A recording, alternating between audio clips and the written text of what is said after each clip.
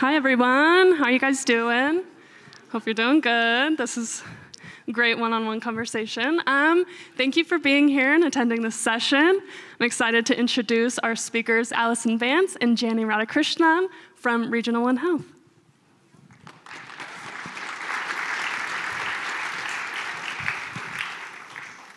Hello, how's everyone doing? Good? Awesome. Well, before we, I don't know, I can't do this the whole time, I'll just have to get used to that. So before we dive into introducing who we are, I would love to get a feel for who in the audience today, as best as I can see. So if you can raise your hand if you are a Domo customer. Or make some noise, because we can't really see your hands. Yes, that's true. Okay, cool. Keep your hands up if you are a Domo customer. Keep your hands up, okay. Leave them up if you are in the healthcare space, whatever that means to you. Hospital, eye care, veterinary clinics, pharmacy, okay. Awesome, okay, you can put your hands down. Raise your hand if you are in Domo sales.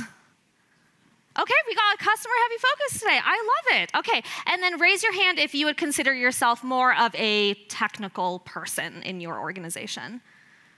All right, okay. And then raise your hand if you consider yourself more in like the management operations space. Great. Okay, we have a good mix of people, and I think that there will be parts of our story that will resonate with everyone in here, so that's good. So I will now introduce who we are. So we are Regional One Health. We are from Memphis, Tennessee. And in addition to being the oldest hospital in Tennessee and the only level 1 adult trauma center for a 150-mile radius, and having an extensive network of outpatient specialty care and primary care, we are most importantly a Domo customer. And we have been for over 5 years, when hopefully you heard our CEO speak this morning after he saw a very unique potential of using Domo in the healthcare space. My name is Jani, and I have been leading the department in our organization the last 5 years that are the dashboard makers of the organization.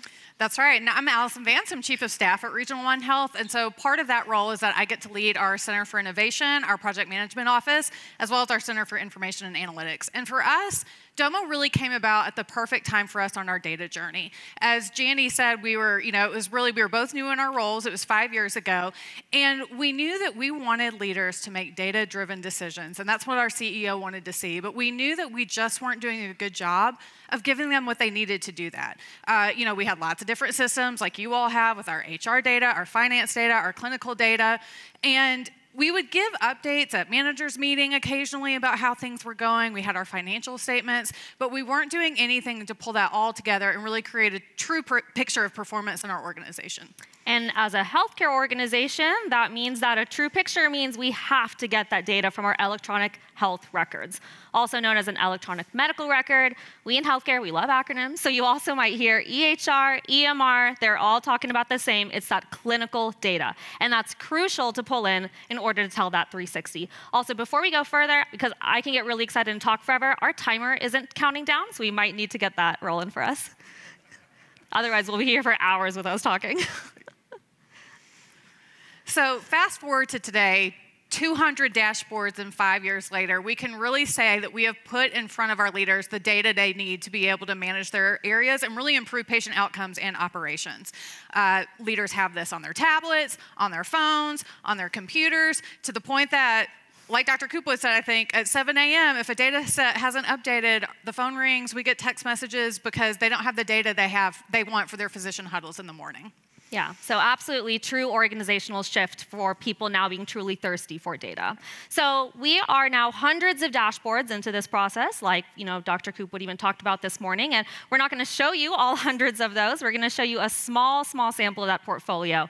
And we're going to start with the one that yielded our largest return on investment, and actually a big thank you to Domo. They actually nominated us for a Nucleus Research Award for return on investment, and we ended up being one of the winners of top 10. And so we're going to dive into what we call our pharmacy capture project. Yes, so a big initiative for us and other hospitals like us is that we really want to capture as many prescriptions as we can. So whatever our physicians are writing, we want our patients to fill those with us as opposed to getting them filled with CVS or Walgreens or another company like that. And so we knew we had a lot of opportunity to capture more of these prescriptions, but we weren't tying together what prescriptions the physicians were writing, what clinics those physicians worked in, who from our HR, from our management team was actually managing those clinics, and where those prescriptions were currently being filled. And so we needed to tie all those together to really be able to have a picture of what we needed to work on. And once we did, we were able to create stair-step goals for all of those different clinics to really have some friendly competition about who was where and what that trajectory needed to look like to meet their goals. And it was very successful because we were able to double our capture rate, and it resulted in millions of dollars to our bottom line, which was huge for us. So this is probably a little bit for the technical folks in the audience. And I also should ask, who's new to Domo? Is anyone new to Domo? Awesome, okay. So maybe you haven't been exposed to Magic ETL tool, or you have, but this is essentially just a small sample of how we used it. Now, we're gonna have a series of videos in these presentations. No need to necessarily follow along as I'm speaking. It's just there on a loop as a demo to show you an example. But this is essentially an example of how we tied that pharmacy capture data together. Again, all those data sets that Allison was talking about. And think about all of those calculations and cleanups that you would have to do every single day. That's a lot of work to do every single day. So if you were being expected to do that, chances are, yeah, you might start out doing them daily, then maybe you're only doing it weekly, then monthly, then down to quarterly. And this is something that we knew that we needed to get that real-time data to drive that change. And so this is what made that possible. Because all of those calculations and all that data coming in was automated, we were able to get that real-time data. Now again, this is how we joined it to our management structure. Everything was automated. And Magic ETL is that low-code, no-code, drag and drop SQL that is the Magic ETL. But if you are someone that you do like Python and R, especially if you get over that initial learning curve, then especially for your new users in Domo, you can use the data science tools and you can add in some R and Python directly into the code as well. Yeah. So like Dr. Kupel had talked about this morning, length of stay was another huge initiative for us and continues to be. You want the patient in the hospital for the exact right amount of time. You don't want to kick them out early before they're ready to go, but you don't want to keep them so long that they're just adding additional costs and not getting any additional care that they need or having the opportunity for something bad to happen to them. So we needed to come together as an organization and work on this. But again, we weren't giving leaders what they needed to be able to do something about the data. They would see the length of stay reported on our financial statements, which by that point is weeks to months old when they're looking at it.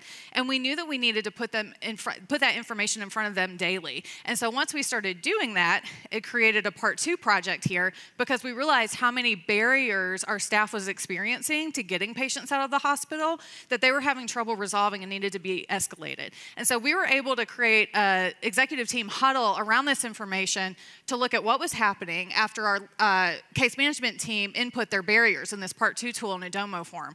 So we were able to look at what is going on, what help do they need, and what can we do to sweep those barriers out of the way so that we could see this number drop. And as you could see on the prior screen, we've reduced length of stay. I think last month we actually hit our all-time low number. We got a trophy from a group we worked with. So it was really exciting to see us continuing to rally around this. All right, so again, that back end, how did we make this happen? So we essentially utilized Domo Forms, which if you're not familiar with it, it's similar to Google Forms, but it lives right exactly in Domo, so you don't have to navigate to another link. And it was as simple as translating best practices in our industry and first identifying what works best for our organization as Regional One Health.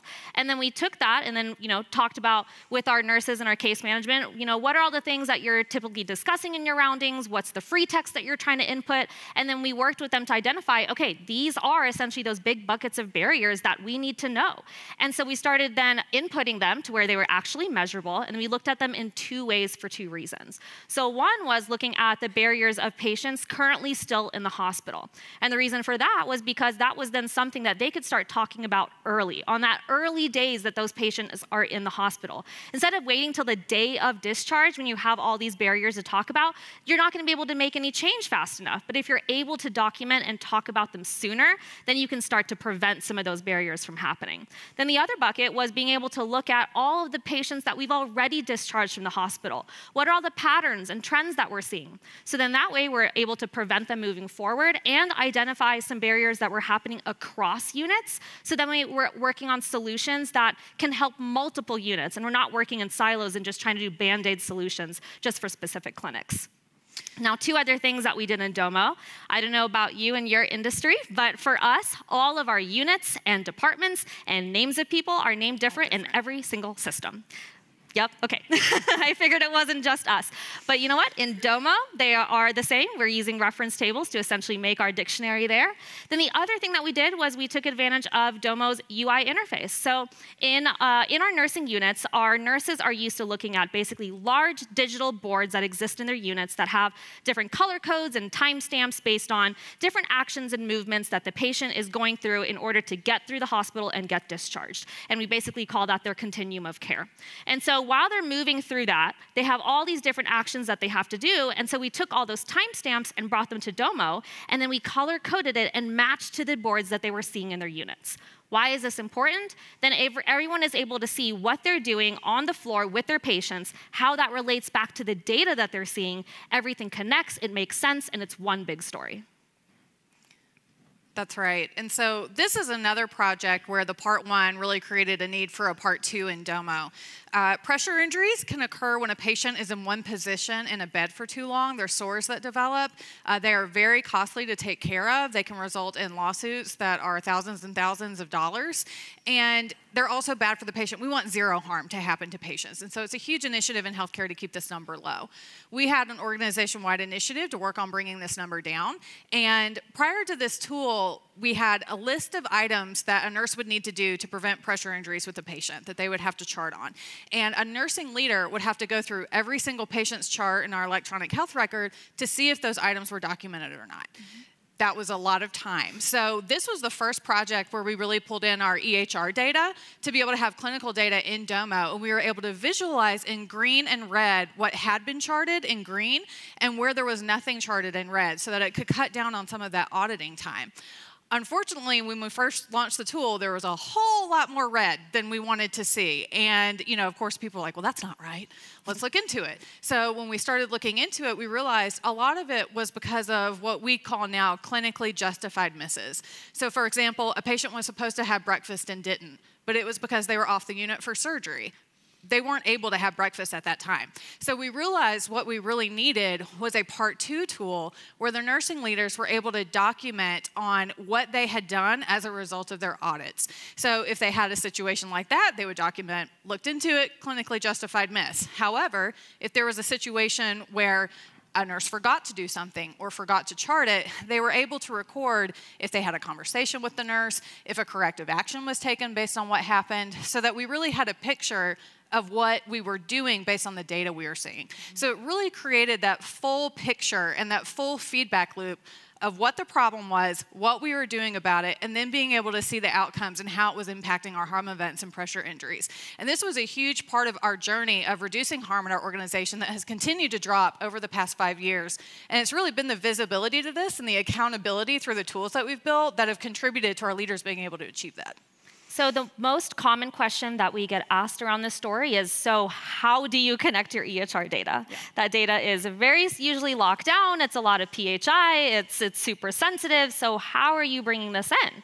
And there's a couple ways that you can do this. So again, I don't know, for those healthcare customers that are in here, for your EHRs, you know, typically you might have some API integrations. And I would say maybe the top 4 or 5, they have API integrations either at cost or they're there. Now I will say, with that comes thousands and thousands of tables. I don't know if anyone has the experience of looking through those tables, but they're quite complicated. The data dictionaries themselves are about 200 pages long, so there's a lot of work involved to clean up that data. That's not said that it can't be done, but it's just a big lift that needs to be done there. So what our organization actually opted to use was utilizing Domo Workbench and then the analytical tools that already come with those EHRs. So for example, you know, you could go into the reporting modules that, you know, pre-Domo, people were used to going into to access pre-canned reports. Maybe they would customize a report. Maybe they wanted their daily census, and it would come maybe to their inbox in an email report. So instead of hitting their inbox, we would take those and instead drop them scheduled to a file on our computers where then Workbench can go and grab, similar to how an SFTP file drop would work.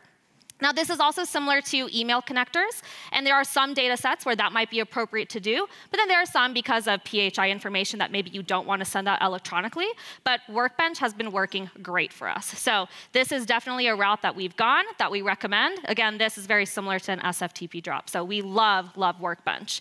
So for example, for that one particularly, we worked with our nurses and our IT team to identify, now that we know what are the places that they need to document, where on the EHR, literally on the front end, what are all the fields that they need to be documenting in. Then we looked on the back end to identify what are those exact columns that are being pulled. Then we made a customized report to basically pull those exact columns. We scheduled that to run every day at 7 a.m. So then that hit. Every time that drops, the file updated on Workbench, it picked up and came into Domo. So that was it. That was our EHR data. That's right.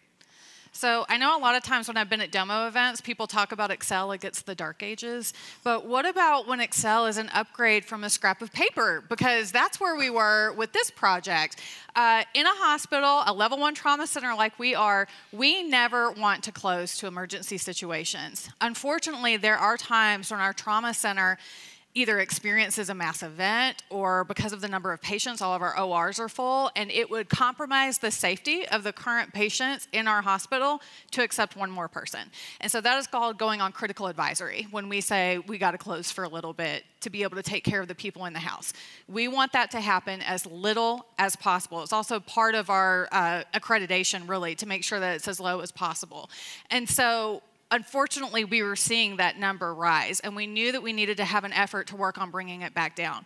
But one of the barriers, again, to being able to bring it back down was that we didn't have a lot of information around it. The process was that a physician would be essentially experiencing a crisis in the ER, in the trauma center, and would call our MedCom department and say, we got to go on advisory right now. That person would write it down on a piece of paper, the time that it was, and they would go about doing the things they needed to let people know that they were going on critical advisory. They'd come back to it at some point and record it in a Word doc on their computer. Maybe once a month, they would email it out to a list of people that said they were interested in knowing when we went on critical advisory, and we said, we got to work on this. So the team worked on just a simple spreadsheet that that person could put information into so that we weren't just looking at the time, but also who was calling the advisory, why we were going on critical advisory, so that we could really have an effort around this. And the physicians were really involved in this one, and we were able to create a way to email these tables out every morning so that they could see something about it and huddle about it in more real time to see what could have improved. And as you could see from the previous graph, once we started doing this, we were really able to get a handle on the numbers and bring it back down and sustain a really low number of critical advisories. So Allison said something really key there, and that the physicians were involved. Because here's some fun fact for you all. I kind of mentioned that I lead the dashboard makers of our organization. None of us are clinical. None of us are healthcare workers. No one nursing, no physicians, nothing. But what are we experts in is Domo. So what we had to do was understand that in order to make these pages happen, we talked about we have now 200 pages over the last 5 years, we need to understand where our expertise begins and where it ends. And our expertise is Domo and that tool. But who is the expert of what happens in a healthcare organization every single day? It is your healthcare workers. And we like to say that we are in the business of helping people who help the people. That's right. So we utilize Domo to partner with our end users, who are generally our healthcare workers, to co-develop the products with them. Because if you're not building alongside your end users, chances are you're going to build something that I might think is beautiful, but if it's not being used, it's truly not worth it. Because then no action is being done, and then essentially I've put in a bunch of effort, and then if I go back and look at Domo stats, the views are slowly starting to trickle because it's not actually helpful. So if you want to actually make change in your organization, it's bringing on those data champions, identifying who they are, and bringing them into that co-development process along with your end users. So for us, again, it's our healthcare workers. That's right. A few years ago, we realized we don't want to just be using Domo for these one-off projects that are important but all siloed, that we really wanted to be using it to have a picture of performance throughout the whole organization that we could all see and be able to manage too. And so that led to the creation of our comprehensive scorecard that we have that has all of our top performance measures for the hospital that we're keeping a pulse on and wanting to improve. And I love this dashboard. I look at it every day. It's how I start my day, with seeing how we're doing on all of these measures. And a lot of that is because as part of my job, I'm responsible for aligning and deploying resources in the organization to make sure we're executing on our strategic plan. And so this helps me to understand where we're doing well, where we're not doing well, how does it align with how we're spending our time, how we're spending our resources, so that those are conversations I can have with our CEO and our executive team. And so this has made a huge difference in us being able to really have our picture of performance that we're all looking at and being held accountable to from a day to a week to a month to a year. And it really created a part 2 project for us where this was going so well that we decided to do one specifically for our finance measures. So for our executive team, we put together this tool where we have all of our top financial measures by variance, by department or budget area. And a lot of what's led to our success with Domo is that we've been able to build processes around the data we have in there so that we're asking questions about that data, meeting about that data, and really using it to drive decisions that we're making. And so the reason this has worked for us is because we started a new numbers day that we have once a month where our senior team, where we all sit around a table and look at these metrics sorted by biggest variance. So the people with biggest variance get to go first, talking about what's going on in their areas. But it's really created an opportunity for the whole team to have an understanding of what our top opportunities are as an organization, where we need to support each other, what we can do to improve performance. So it's really been a great next step for us. And so I want to go back to this slide for a second and take some time to talk about this, because this view right here is very unique to what people in healthcare would see. Like I mentioned here, there's 30 data sets in 8 different systems and 16 key performance indicators. The fact that everyone is able to see this in one place is game changer for us. And now when I mean everyone from a C-suite leader to a nurse manager to a physician who's leading their service line are all able to look at the exact same metrics defined in the exact same way. So think about all the times in your organization where maybe it's time where people need to start reporting on their numbers. Everyone's emailing HR and asking, what's my turnover? Everyone's emailing finance, and maybe they're getting a finance report, but then sometimes they go into their system and put their own filters and run their own finance report. I'm seeing a lot of head nods. So everyone's basically working off their own reports, their own presentations, their own definitions, and you're able to kind of tell the story that maybe might work for you. What we've done here is we've standardized these so that everyone is being held accountable to the same reports. It's taken off that burden of having to go to people by a certain time to ask them to run reports for you. And it's also has given this data more real time. A lot of these measures are changing every single day. You're not just seeing them on your monthly financials. That's right.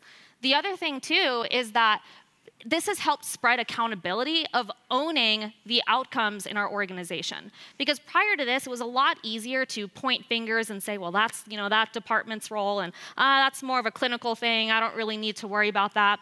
But now everyone in our organization knows what are the key goals that we're working towards, and everyone owns their piece of the pie. So we're all working towards the same thing. So that's when I really mean game changer. This has been game changer. So much so that this leads to our second part of our story. So we've really focused on the fact that we've been a customer for the last 5 years, actually now going on 6.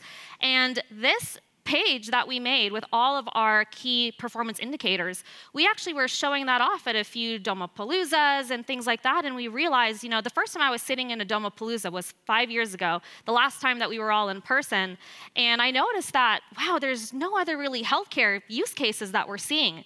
So we started talking about the way that we were using at our hospital, realizing that we really had something special here, and it really doesn't need to be that special. And so we've decided that, we should package everything that we've put together, starting with that first KPI application. We actually packaged it together in an app, and it's actually downloadable from the Domo App Store for if you are in healthcare. Obviously, that's the most relevant for you. But we've taken a look at our entire portfolio and looked at what's added value in our organization that we can now return that back to the healthcare industry. And I know Dr. Kupwa talked about this morning, but we are now in this space where we can fill that gap that we faced 5 years ago.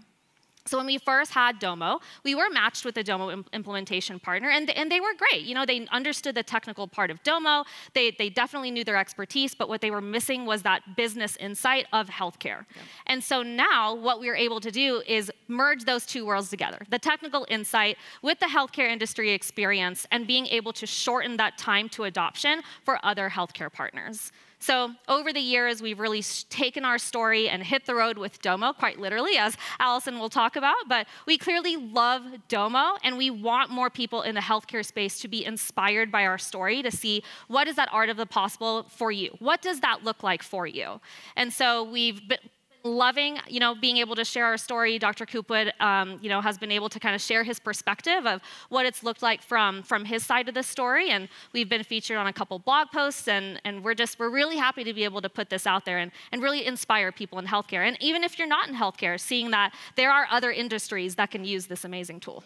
That's right. And a lot of our story is about not just how we use Domo to keep a pulse on performance, but how we actually use it to improve performance and patient outcomes. And that's the story that we really want other healthcare organizations to understand, because the consulting services that Jani's providing now are so valuable, because she can bring that perspective of how we have improved outcomes with this and be able to bring that part of the story of, yeah, this is what it was like when I did this in my organization, because she's actually walked the walk, which I think is pretty unique here. So it's been fun to see clients respond so positively to what Jani's doing. Like she said, the American Essential Hospitals, which is an organization of essential hospitals, safety net hospitals in the country, as well as the Society for Healthcare Strategy and Market Development, which is through the American Hospital Association, are two organizations we're trying to work with to present this story, continue telling it in forums like this. In healthcare, as with other industries, those meetings are really where a lot of thought leadership and exchange happens, to be able to connect with others. So we're excited to continue kind of getting it out there. We sure are. And here's actually an example of a message that we're putting out there specifically for people in healthcare. In healthcare, there is no shortage of data. Patient outcomes, financial performance, customer satisfaction, and everything in between. The problem isn't a lack of data. The problem is connecting data points so they make sense. Finding insights can feel like searching for a needle in a haystack. Big questions get lost, and solutions remain out of reach. Regional One Health offers a new way.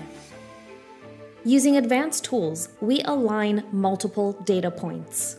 We connect the dots to paint a clear picture of your challenges and solutions. We give you the power to make meaningful change using tools you already have. Tailor your journey. Blend different data streams and make decisions based on what matters to you. Creating a data-driven culture can transform your organization. Welcome to your new era, where you can act on analytics. Let Regional One Health be your partner in progress. So what we've done is we basically have taken a lot of our key use cases, the blog pieces about us, and any type of customer story that maybe resonates with not only healthcare customers, but really anybody who's dealing with those same struggles of having disparate data systems, maybe sensitive data, and you don't know what to do with it or how to tell that story on Domo. We put everything on a website here, so hopefully this is something where there's a piece of this story that resonated with you. I'll say, we've also have worked with other folks that are in different IT companies that work with healthcare and are looking for a way to help them in a different way. We are open to collaborations and different partnerships, but essentially our goal is to, again, inspire the healthcare industry. It is time to disrupt it, like Dr. Coopwood said, and we're really happy to be a part of that. So thank you so much. We'll take some questions now. So, thanks.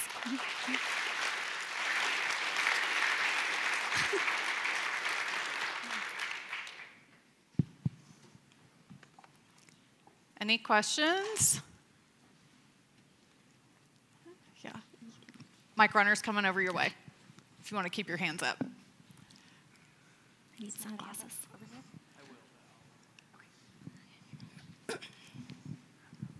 So I see you used a lot of the forms, and a lot of them have free text fields. How do you go about ensuring that like cases are grouped together appropriately when you can have a little bit of change in spelling or cases that would cause breaks in your buckets? Yes. So I would say for right now, what we've done with forms is any of the fields that we know we do want to measure, we try to keep those in drop-downs. There are sometimes where, like you did see in like a notes section, where that truly is maybe for some of those extra, maybe clinical conversations or just pieces maybe just for themselves to have internally. And what we've noticed that is as we check in with them, if there are changes that we need to go back and make to a tool, because we realize, hey, there is something that's in these notes that we do need to make measurable, we'll go back and do that. And I also know that there's some ways now that we're able to go in and actually look at text and start bringing in some of those ETLs. So that's definitely something that we are mindful of. Thank you.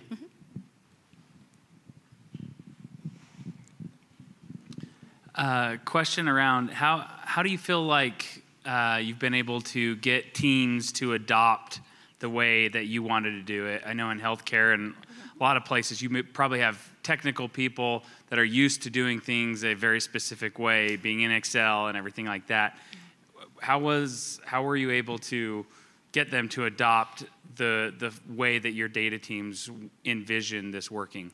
Yeah, that's a great question. So I'll say there are a couple of things that we did. The first one, which was a decision our CEO made, which was very strategic, was to start with our most trusted data in the organization to go on first, which was our finance data, and really get the finance teams buy-in first. So we started there.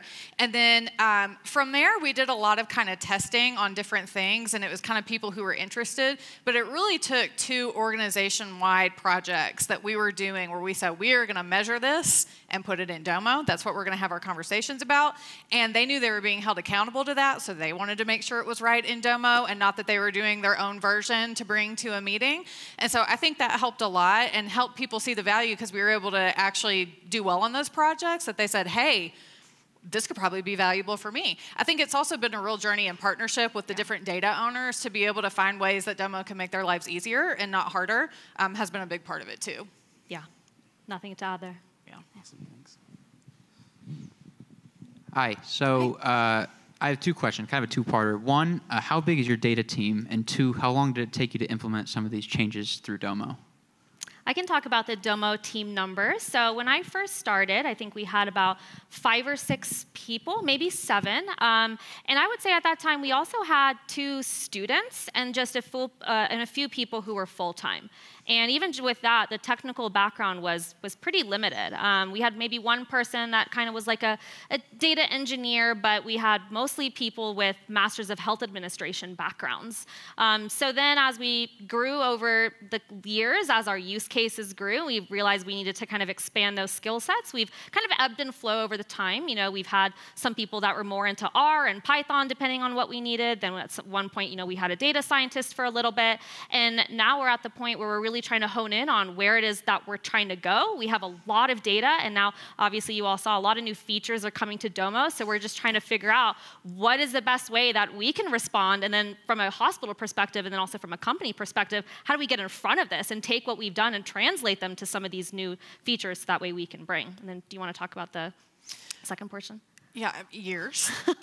So our CEO, I keep mentioning him.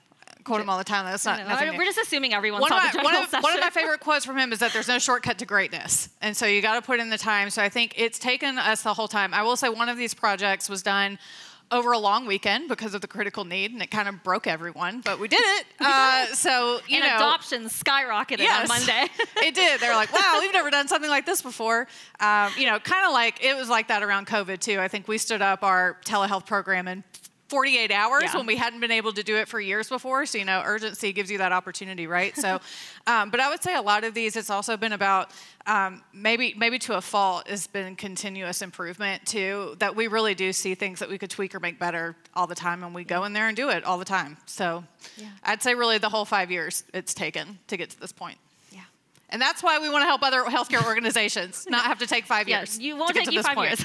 Yeah. Any other questions? How are we doing on time? Doing okay? Totally good. Okay, cool. And I will say we also are in the exhibition partner pavilion too, so we can you know, have some conversations here, but also if we don't get to connect here, please do find us in the exhibition hall too. Yeah. So, thank you so much. We look forward to hearing more about your stories and how you're using Domo and connecting with you over the conference. So thank you.